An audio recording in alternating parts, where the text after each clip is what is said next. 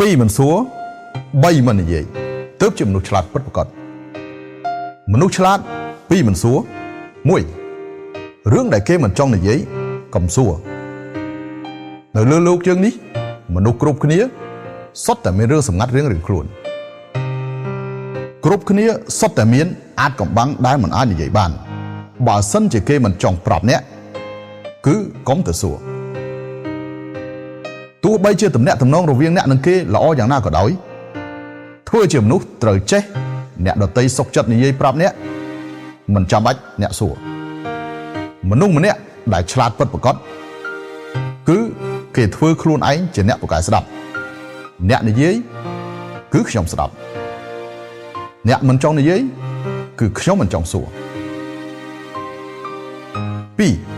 2រឿងដែលមិនតាក់ទងនឹងខ្លួនកុំសួរ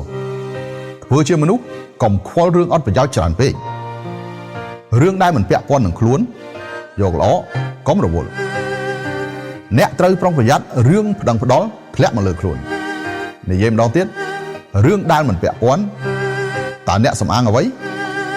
តើអ្នកមានលក្ខណៈសម្បត្តិអ្វីមករវល់វា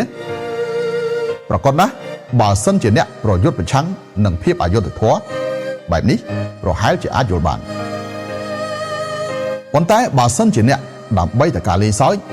ដូច្នេះមិនសមហេតុផលហើយមនុស្សម្នាក់ដែលឆ្លាតគឺមិនធ្វើរឿងល្ងីល្ងើបែបនេះទេអ្នកឆ្លាត3មិននិយាយ1នៅក្រោយខ្នងមិននិយាយដើមគេនិយាយយប់